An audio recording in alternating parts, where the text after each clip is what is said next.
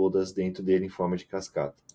O CSS puro, você teria que sempre passando o caminho uma vez, aí depois se você quisesse pegar o filho desse cara, passar mais uma vez o caminho, passando o caminho. O LES não, ele já simplifica a nossa vida. Mas em termos práticos, como é que você codaria em CSS? Então a gente tem aqui o nosso CSS padrão, como já foi falado no outro vídeo. E, cara, você se depara com isso e fica, cara, o que eu faço? Como é que eu entendo isso aqui? Para a gente entender esse cara aqui, a gente vai ter que sempre estar com o nosso F12, o famoso inspecionar elemento aberto, tá? Então, o inspecionar elemento, ele vai mostrar para a gente todo o conteúdo, a estrutura em HTML do site, que está pronta já, a gente não tem que mexer em nada da estrutura HTML do site, tá? Mas o CSS, ele é apenas a estilização da estrutura HTML. Ele só serve para estilizar, a gente não vai criar nada, é só estilizar aquilo que já existe. Então a gente precisa nos guiar pela estrutura HTML dele, tá? Então vamos dar o F12, deixa sempre o F12 aqui aberto. E, por exemplo, assim, eu quero mudar o topo do meu site. O topo do meu site é de uma cor e aqui ele está com uma cor diferente. Como é que eu faço isso, Henrique? Então, beleza. A gente vai clicar nessa setinha aqui em cima, ó, e clicar no topo do site. Beleza, estou aqui no container. Será que é o container? A gente vai aqui olhar na direita, a gente vai ver todos os códigos aplicados a esse cara. A gente não tem nenhum código de fundo de cor aqui. Então, vamos subir. Vamos supor nesse caso, se eu descesse, ó, você vai ver que não é. Ele já está pegando os filhos dele. Eu quero o cara lá de cima que está com a cor cinza. Então eu vou subir. Porque esses caras aqui que eu vou passando o mouse, ó, ele vai me indicando o que é. Esse cara não está aparecendo nada porque ele está escondido. Esse cara ali menorzinho, logo block, não é também o que a gente quer. Ele está pegando só uma parte pequena. Ou seja, ele é logo do topo. No caso aqui está sem logo, mas quando a gente coloca logo ele aparece ali. Esse cara não é porque ele está pegando só o menu. Então vamos subir. Big Bar. É esse cara aqui, ó. Tem um background aqui, tá vendo? Ó? Então, basicamente, se a gente tem uma noção mínima de inglês, tudo vai ficando mais fácil. O height, eu sei que é a altura. Background, eu sei que é o fundo do cara, a cor de fundo, enfim. Box shadow, eu sei que tem ali uma caixa com sombra. O que seria a caixa com sombra? É um sombreado naquele elemento. Então, se eu quero tirar sombreado, se eu quero tirar o background, mudar de cor, eu coloco aqui o hexadecimal, ou no nosso caso, a gente vai colocar aqui o Corum, aquilo que a gente comentou, né? Se a gente já fez aqui a adaptação das cores, a gente só dá um background @corum. Mas eu dou um background @corum aonde, Henrico? Bom, a partir do momento que você já achou aqui o cara, bom, eu já achei que é esse Big Bar aqui, div.bigbar, que é o nome que ele está me dando ali. Eu vou vir aqui e dar 2 cliques nesse class, que é o nome da classe do elemento. Vou dar 2 cliques, vou dar um Ctrl C, venho aqui no nosso CSS que tem mais de 7.000 linhas, vou dar um Ctrl F e um Ctrl V. Então tudo que tiver de Big Bar, ele vai mostrar aqui para mim. Aqui está comentado, ele fala valor de 90, não é. O que a gente quer é a cor, background, isso aqui não tem. Então vamos lá, vamos procurar. Aqui, ó, eu tenho um background, eu tenho. É esse cara aqui. Se a gente ler melhor aqui, a gente vai ver que esse é o header fixo, né? Ou seja, esse cara que fica acompanhando aqui. Então, se a gente quer trocar a cor do cara que é fixo, que é acompanhando aqui, é aqui que a gente troca. Mas não é esse cara que a gente quer. A gente quer o cara que fica lá em cima, o grandão. Então, vamos descer mais. Vamos achar ele. Ó, tá aqui, ó. Header, Big Bar. Então, tá aqui, ó. Background cor 1. Background é essa cor aqui. Box Shadow. Box Shadow. Tá pegando aqui um rate de 90 pixels num MinWidth 993. MinWidth 993, rate 90 pixels. Então, esse aqui que tá aqui é literalmente esse cara aqui do lado. Então, para eu editar aqui, é esse cara aqui. Ou seja, você vai se guiando sempre por essa estrutura aqui, que vai se refletir nesse cara aqui, tá? Então, aqui a gente vai começar pelo topo. Ó, header fixo, esse cara aqui. O header normal, que é o cabeçalho normal, é esse cara aqui, que fica aqui, enfim. Então, sempre que você for querer estilizar alguma coisa, você vai vir com a setinha, clicar em cima dele, ele vai te dar o nome daquilo ali. Por exemplo, você está em dúvida, cara, eu vou pegar aqui, eu quero estilizar todo esse conteúdo aqui. Vou pegar o nome de classe aqui. Eu sei que ele está dentro do Home Search. Ó, o Home Search está pegando ele, então ele está dentro de, em algum lugar ele está. Então eu posso copiar aqui o nome dessa classe. Pode ser que nesse caso aqui, como ele tem dois nomes, você pode dar Ctrl C em um, Ctrl F não acha nada, mas eu te garanto que se você der pesquisa pelo segundo nome dele, Ctrl F, ó, ele já vai puxar aqui. Então eu sei que dentro desse home search aqui, no nosso código, vai estar esse cara aqui que eu quero utilizar, que é esse search controllers aqui, por exemplo. Né? Então eu venho aqui descendo, olha que legal, ele já tem tudo escrito certinho o que é. Às vezes você quase nem precisa olhar muito aqui, é só você entendendo o código. Então eu tenho aqui um abas de busca, que são esses caras aqui de cima. Eu tenho aqui margem, o espaçamento, que é o gap, a largura máxima, a aba em si, que é esse cara aqui dentro, interno, aqui. Eu tenho um arredondamento nas bordas, que é o border radius, enfim, display flex, a fonte dele, cor quando passar o mouse, que é o hover, cor quando ficar ativo, que é a opção selecionada, que é esse comprar que está em branco. Eu vou indo mais para baixo, search box, olha só, é esse cara aqui, ó, tá vendo, ó? Class Search Box. É esse cara aqui. Então, literalmente, o que a gente está aqui na direita, toda essa estrutura do site, ele está distribuído aqui na esquerda. Então, sempre que você quiser estilizar o cara, a gente vai copiar o nome da classe dele, dar um Ctrl C e dar um Ctrl F procurando. Que geralmente vai estar criado. Se não tiver criado, provavelmente ou não é aquele cara ali que você deve estilizar, é um pai ou um filho dele, ou é porque realmente não tem o caminho, que é bem difícil de acontecer. Então, por exemplo, assim, quero estilizar esse botão aqui que está cinza. O botão tem que ser amarelo. Então, vem aqui, ele tem um nome bem grande.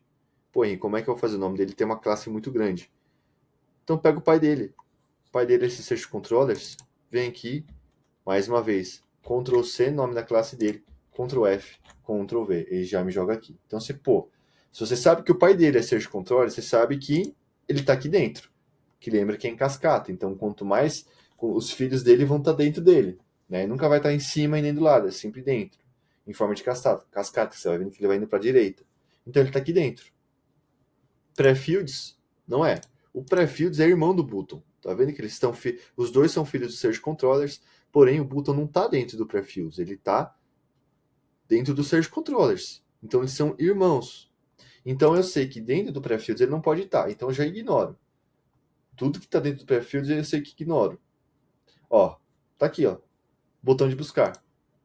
Que é esse cara aqui. Botão de buscar. Button search. Button search aqui. Nome da classe dele. Tá vendo que ele tá aqui, Flex 12, Max Widget 12, que é esse cara aqui.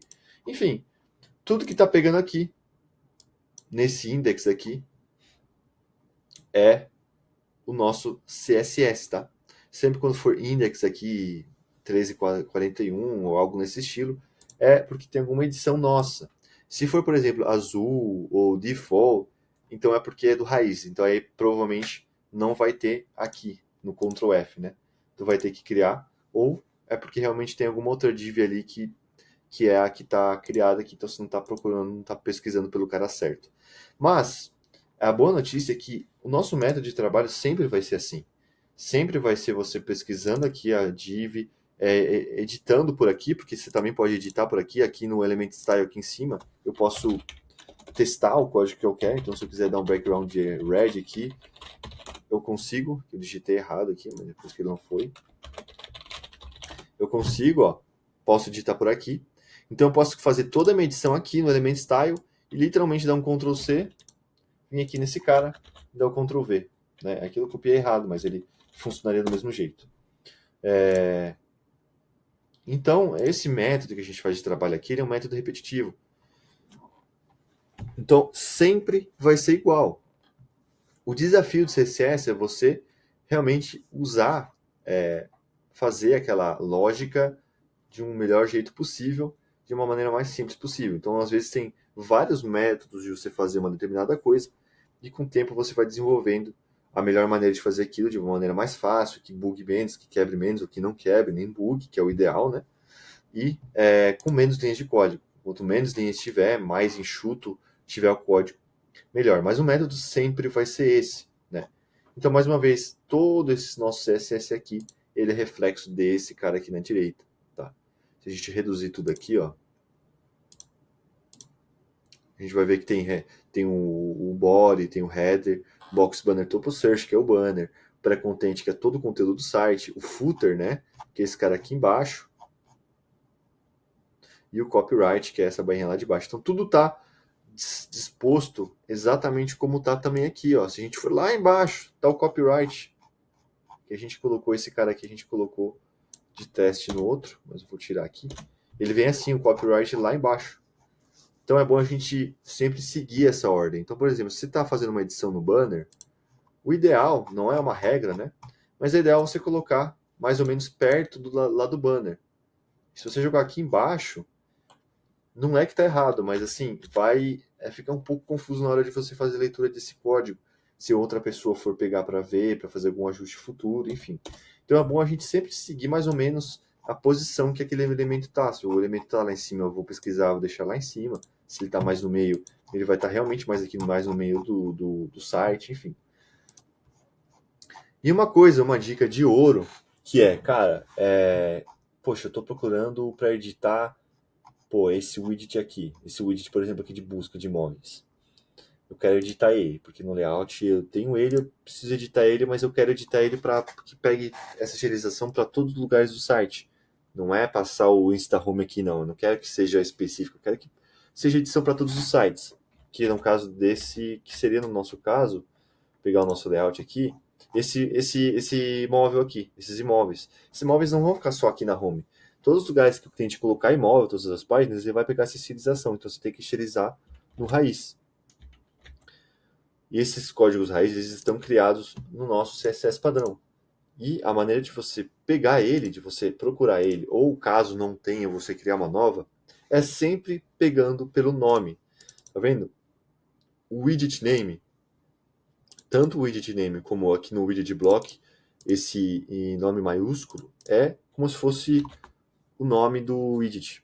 Então você vai dar um Ctrl C nele aqui e você vai dar um Ctrl F, Ctrl V. E sempre vai ter aqui, ó, o widget de busca do imóvel. Toda a inicialização dele está aqui dentro.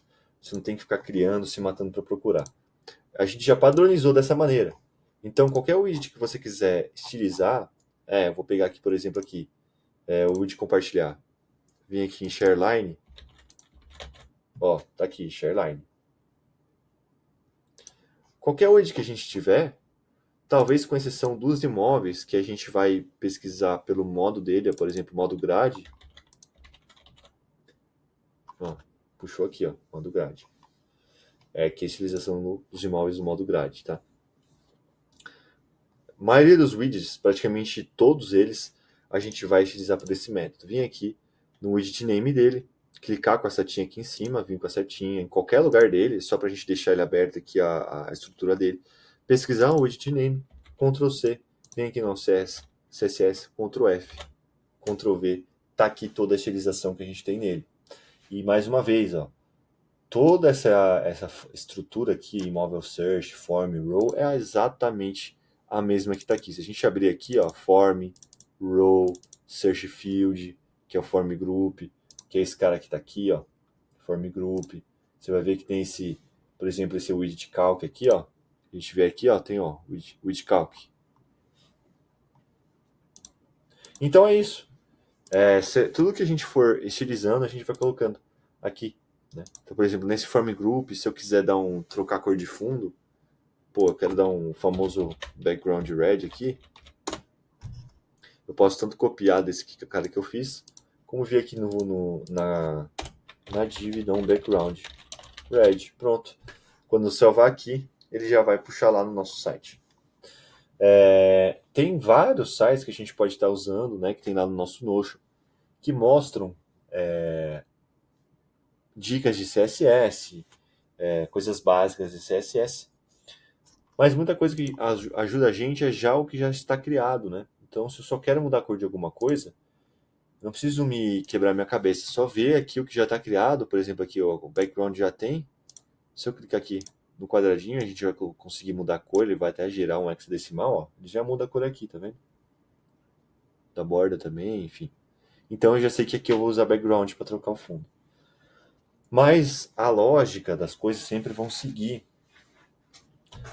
o inglês. Então, eu quero mudar o tamanho da fonte, font size. Font size eu mudo o tamanho da fonte. Font weight, o peso da fonte, com o nível de negrito que ele vai estar.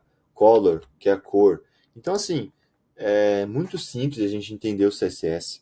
O método de trabalho sempre vai ser o mesmo.